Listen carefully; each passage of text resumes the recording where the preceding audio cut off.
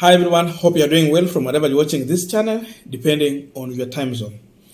Now, soon President Uhuru Muigai Kenyatta is going to resign from the chairmanship of Azimio la Umoja. And of course, they will have to replace another person in that position.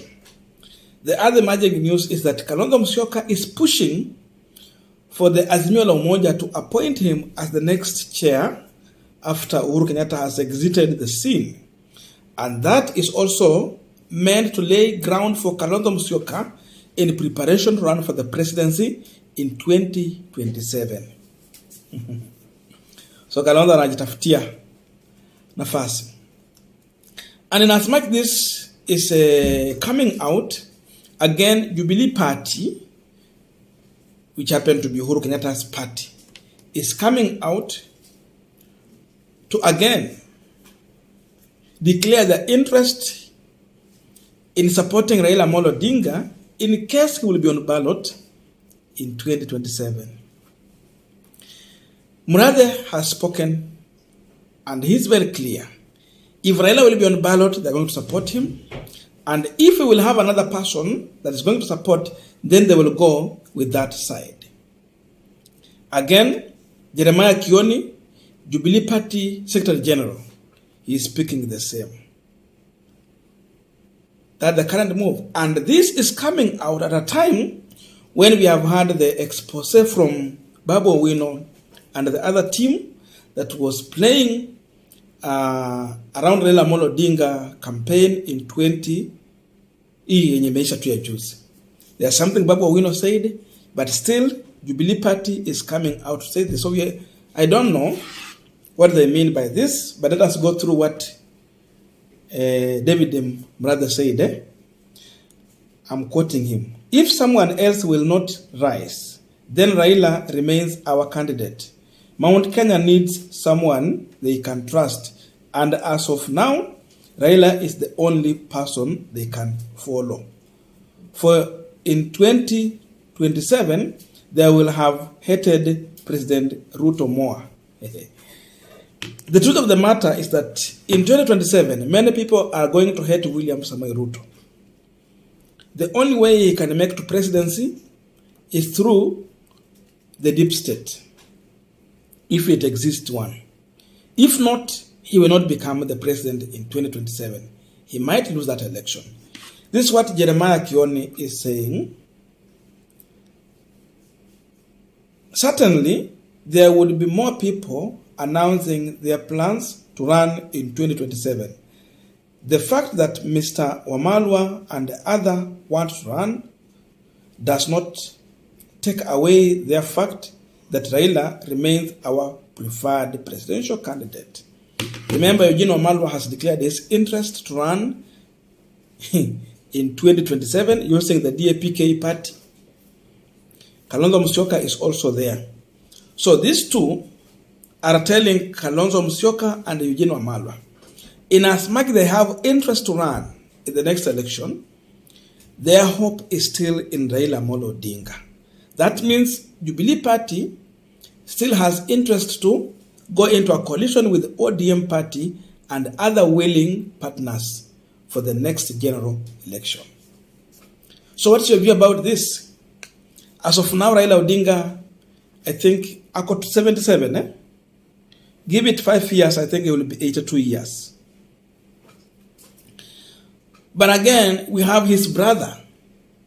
Oburu Odinga has been elected as a senator of Siaya County. He's older than him, but he's serving. And similarly, he might seek for re-election.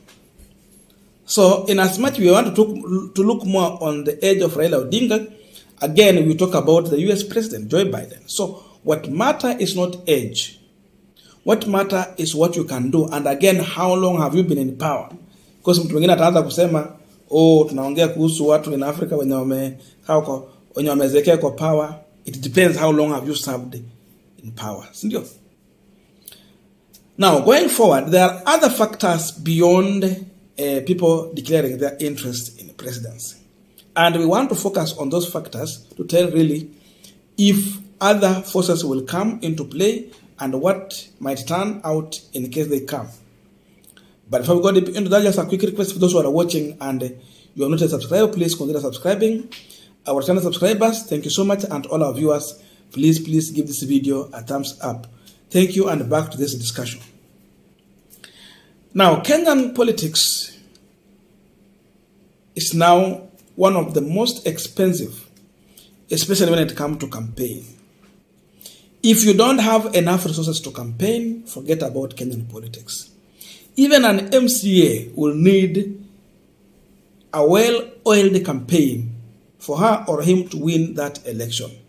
Handouts has become part of the game in Kenyan politics. And this is a behavior that was introduced by Moi and William Ruto. These two.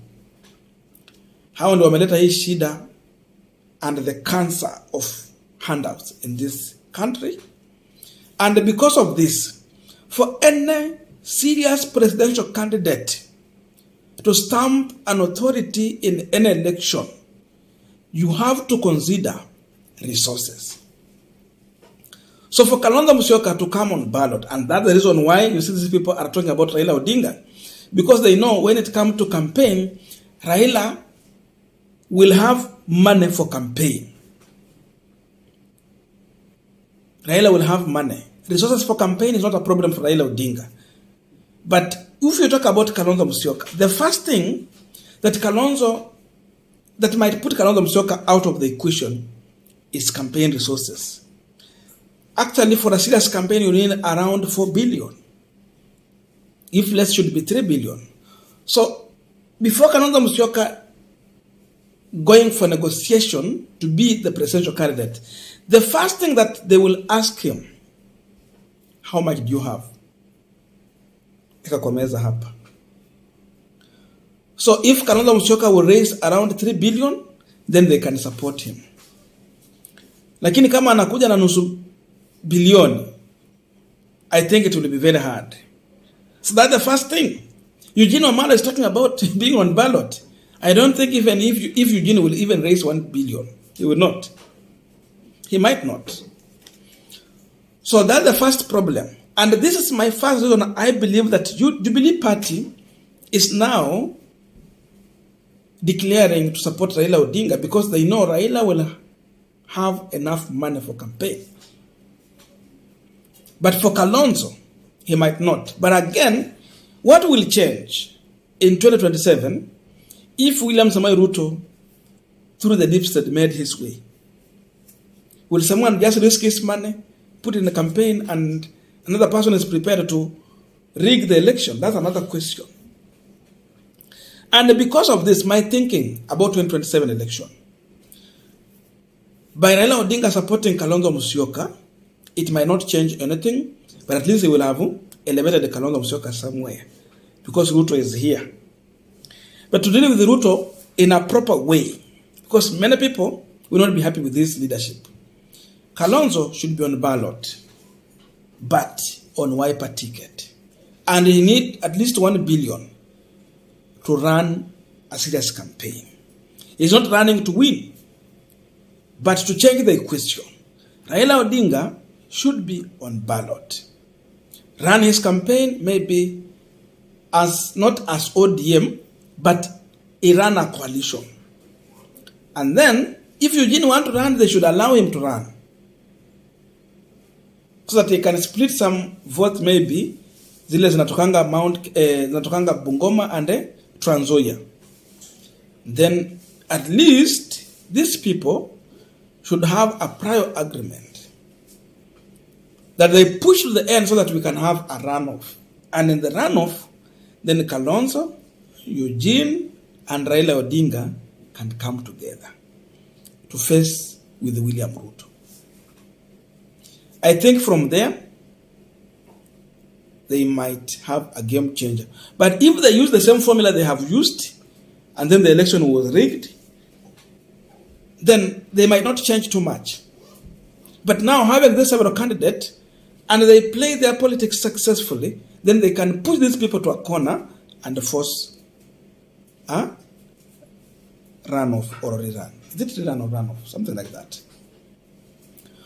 That's my thinking about all this. But going the same way, watu wamejipanga tu kuiba vile wanaiba. So the issue here is not about Raila Odinga winning election. The issue is being declared the winner. And this is the reason why Jubilee Party think that Raila Odinga is the right person to support. Another reason is that they have heard the talks here, and seemingly perception is being created that Uhuru Kenyatta betrayed Raila Odinga. So because of that, it will be very bad for Jubilee Party to just move and join William Ruto's side. Because of this, they might just stick with Raila Amolo Odinga. So 2027 is coming.